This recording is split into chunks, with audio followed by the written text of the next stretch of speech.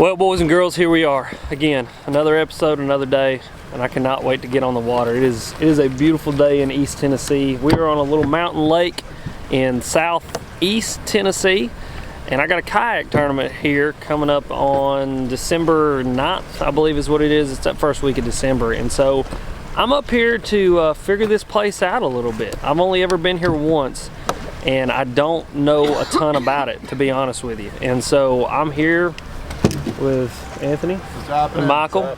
You guys have seen them before. We're gonna hang out today, we're gonna fish, and we're gonna get it figured out. And today's entire video is gonna be me breaking down this lake. Now, it's not a brand new lake to me, but I've had about 5 hours of experience here. And so I want to try to figure this lake out and figure out just what it's all about, where the fish are at, what kind of fish live in here, and just get a better picture of kind of what I already know and build upon that. And the added benefit, I guess, for you guys today, and my takeaway is my side imaging is not working on my boat because my transducer got cracked, so that's going for me. So all I have is down imaging.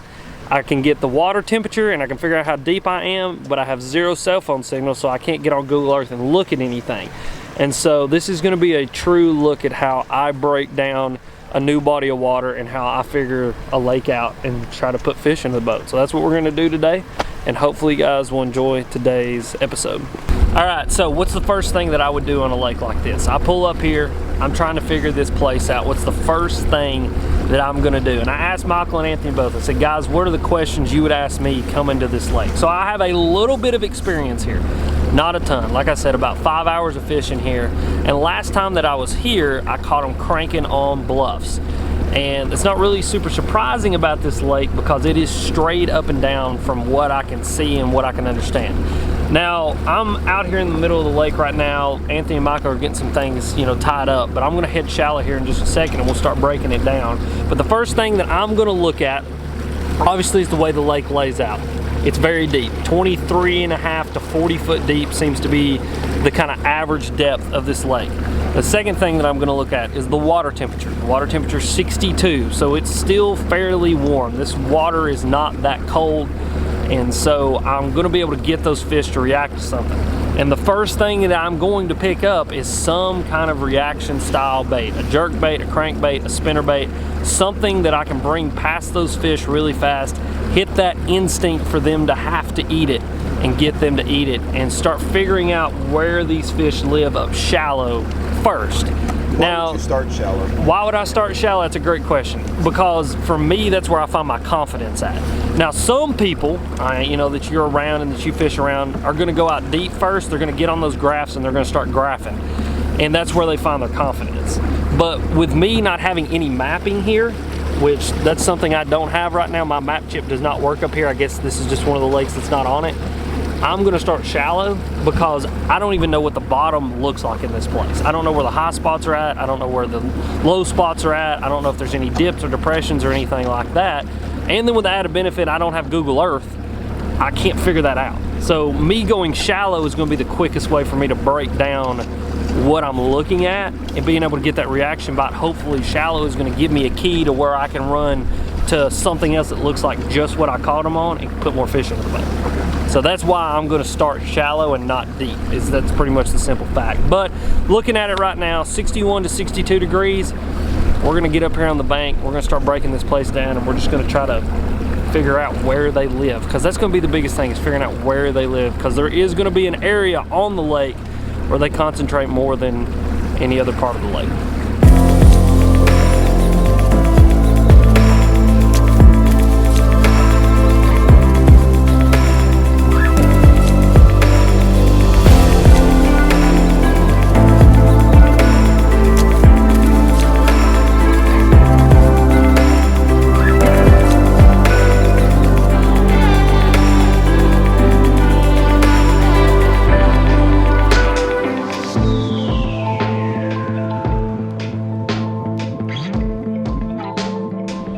You can probably hear it, wind's blowing.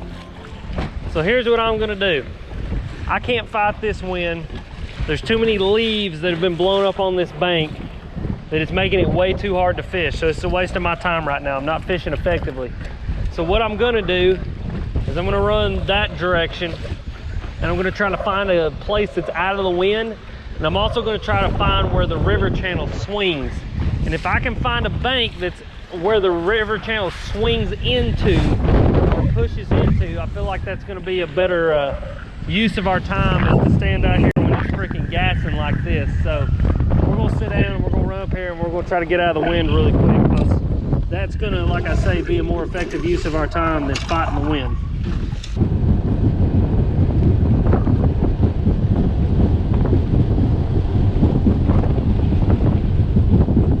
All right, guys, so a lot better than what we were dealing with just a few minutes ago. And this is kind of one of those simple kind of fixes, but if no one ever tells you, you're not gonna know. So the wind is coming out of the west, so I went to an east-facing bank. And obviously I'm now, and there's wind, but it's nothing like what it was on the other end of the lake where it's just gassing 30. And so this is also a place where the river channel swings. So you guys can see here, it swings in, and that water is gonna come down through here and it's gonna dump into this entire bank right here. That is a place where fish want to live. The reason they wanna live there is because the food comes to them. The current brings food to them. And so that's just where they wanna be at. You know, fish don't wanna work for anything. So, river channel swing dumps into this bank. So these fish should be on this entire bank here and into this cut right here where the water actually dumps into that bank. That's a huge thing that I was looking for. So I got out of the wind and I found a place that these fish should be sitting, and the added benefit of this is also a place that I've caught fish before. So we're gonna stand up and see what we can get done. You got one, buddy? Yeah, I didn't do anything either. Awesome, man. Good fish? Let's get him in. Oh, oh, it's a nice fish. Dude, that is a freaking chunk. Hey, let me ask you a question, Mike. Is that a spot? With that, spinnerbait or what? Is that a spot? Dude, no, nice that's fish. just a big old chunky largemouth, son.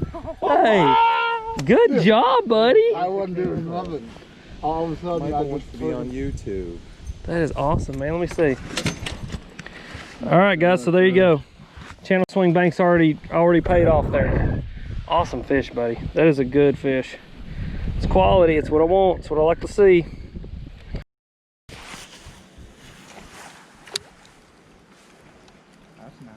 That's real nice there, Clark. It's real nice there, Clark. There we go. Yep. Center. Yep.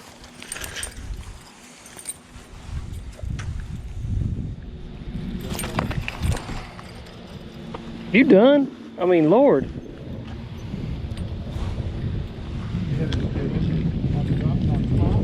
No, I started reeling it. He just overtook it. Alright, little dude. He's long though. That's the thing about these fish, man. Look how long they are. I mean, that's funny. That's good. That's another clue is all that is. So that's 2 on a spinnerbait. So I tell you, boys, what do you say we just keep on throwing spinnerbaits for a little while? Well, the wind's blowing just a little bit. I mean, just a tad, gusting about 30 probably. But yeah, so we've got 2 in the boat, both on a spinnerbait, which is a pretty good indication of what we need to be doing. Now I've just got to figure out where exactly these fish are living in orientation to the bank. This is, let's see if you guys can hear that. This is a really weird setup kind of lake. What it is it seems to be shelved out quite a bit. And so there's like the primary shelf and then a secondary shelf, and then it drops off into the river channel.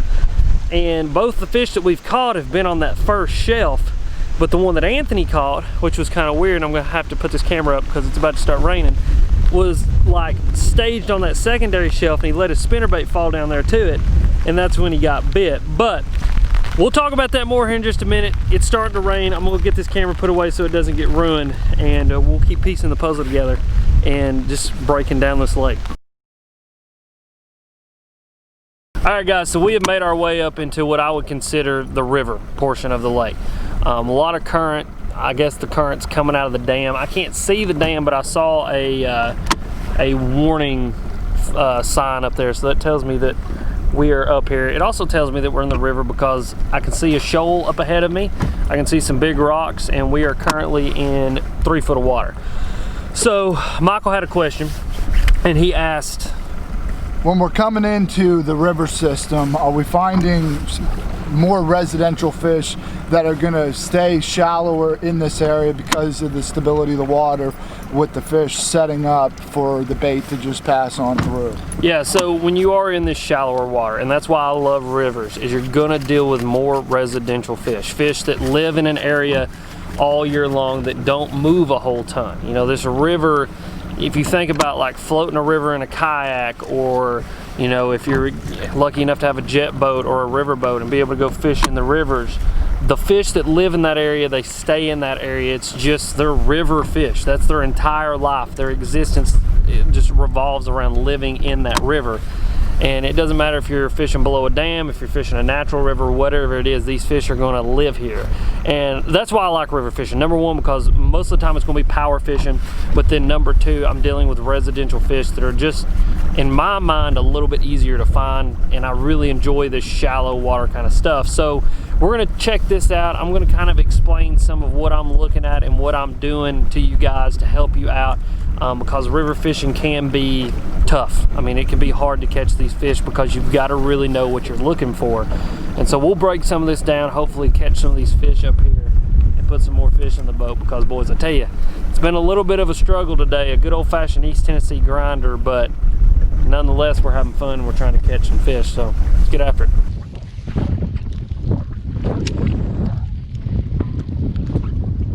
Get him, buddy. Get him out of there. Get him out of there. That's a good fish. Where's he at? Jesus Christ. Get him, bud. Get him. Get him, bud. Good job, man. Nice job, dude. Good job, buddy. Good job. They're eating the hell out of that spinnerbait, man. Hell yeah. See, there you go. That's a good river fish right there. Good job, man. Good job. That's why we go river fishing, bud. That's why we go river fishing. That's a chunk, man. That's 3.5. Easy, yeah. All right, boys. That's why we come up in the rivers right there. That's a good fish, man. Good river fish on the spinnerbait. That's awesome, man. I feel like I got to put a spinning bait on. Awesome work, buddy. What do you think? Should I keep throwing this? Or... All this island is right here is a current break, and that fish was sitting on the back side of this current break. And what you can tell is there's current here, but there's a lot more current over there. And so what that fish was doing was just using that eddy spot, that shallow spot, probably sitting in behind a rock, saw that big spinnerbait come by its head and thought, you know what, I'm gonna try to eat that. Looks like a ball bait fish or something like that, and took advantage of it. Again, this river fishing deal is a deal where, I'll be honest, you're not probably gonna catch a ton of fish doing this, but the fish that you're gonna catch are gonna be more quality fish, just because living in a very turbulent environment like this, they have to be bigger, they have to be a little bit meaner. And so you catch fish that look like that. So, Michael, good job, buddy. Thanks. You're laying the hammer to us today, man. It's that new rod you recommend that I buy. There you go. TP1X, the badass rod, ain't it? It really is.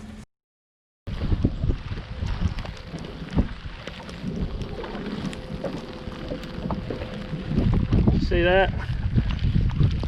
Fish just ate right up there. Yep. On the other side? Yep.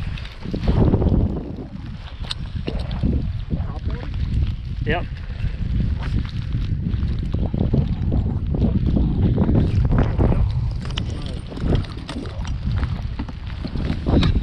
Come here, stop! Stop! Good God, stop it! Lord, speed, stop, stop! I swear to God, stop, stop, stop, stop! Hey, that's one. Stop. Look, there he is. Bye. God bless. What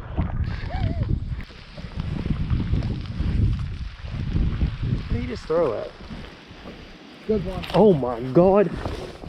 Good Lord, Michael. Don't reel him all the way up, buddy. Get in there. Good job, man. That's interesting. That's interesting. Okay. Throw behind a boat. They're wanting this. He got it with the main hook. Hey, good job, buddy. Thanks, brother.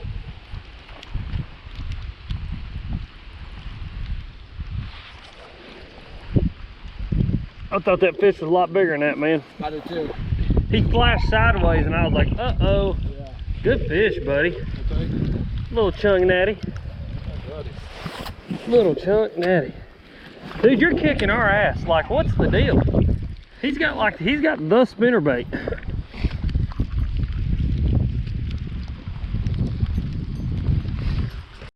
We're trying. That's for certain. Michael is putting a beat down out of the back of the boat. Spinnerbait seemed to be the deal. Obviously, we got blue skies, beautiful blue skies. It's going to stop raining, I think. The wind's quit blowing. It's actually turned out to be a really pretty day. That front's moved through, so I don't know if it was a deal that those fish were eating that kind of prefrontal conditions, or if they're going to continue to eat. Anthony just had a bite on a Texas rig, so it may be a function if we have to slow down. But so far today, I've formulated a pretty good idea of some areas I need to look at for the tournament. I'm obviously going to have to come back up here and kind of break down this lake just a little bit more than we already have, but been having some fun. Hopefully you guys have been learning a thing or two about how I approach a brand new lake. But we're going to keep fishing, break down a few more things, may go to the other end of the lake, and then I think I'm going to go home and sit on my butt and enjoy an evening with my wife. So yeah, we're going to keep after it though.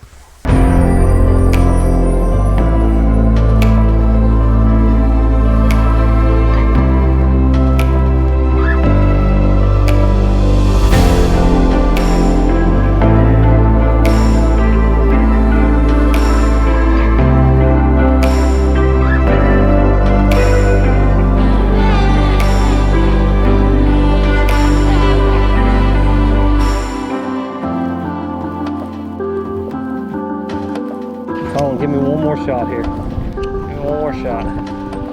There it is. Oh! It's like a carnival game. Oh, hell. That has to be man-made, right? Oh, man. There it is. Oh! There it is. Put that on the channel. Yeah. That's funny. Oh, and hell, look at that.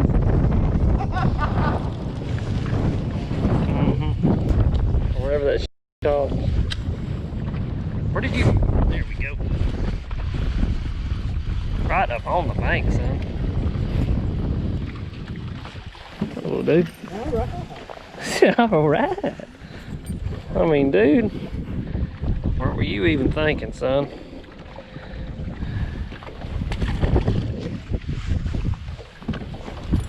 Apparently, it's like the most accurate. That's a little bit better one.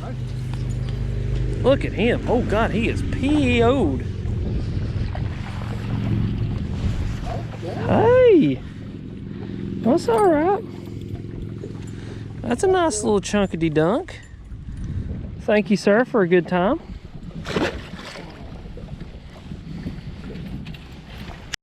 We're gonna end today's video right here. We ended up having a really good day. Figured this place out pretty well. I mean, it's just such a strange lake. Very deep, very clear, very steep.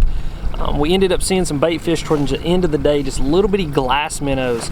And other than that and some perch, this place doesn't seem to really have a ton of other things. No bluegills, no bigger bait fish. It's just a very strange deal, but all at the same time, very fun because it's that challenge of just trying to figure this place out. And I'll be honest, we never figured out really where they're at. We figured out more just what they wanted to eat and where they were in the column. And they just seemed to be higher in the column wanting to eat the spinnerbait. And you know, those fish that Michael caught really showed the potential of what this place can hold. And I really think this could be a very special place to probably catch a lot of big fish if you can come up here and figure it out. But I want to thank Michael and Anthony for coming and hanging out with me, Yes, sir. asking some questions, having some conversations with me. Got all of it on video. Hopefully it is content that you guys were wanting to see. I know a lot of you guys were asking the question, Alex, go break down a brand new lake, break down a brand new body of water. And so what was awesome was to have Michael and Anthony in the boat with me to ask me some questions, because it's hard for me to, you know, I don't know, to kind of go back into that frame of mind of not just going and fishing and knowing what I know how to do instinctually. So having them in the boat with me just to ask those questions was really, really cool, because it made some really cool content and hopefully gave some really good information for you guys. But as always, everything that I use will be linked down in the description. All Lew's products. Everybody today use Lew's products. Everything. Yep. So Michael's got the new TP1X. Gotta right? say, for the value, $100 rod, the value is there. It's light.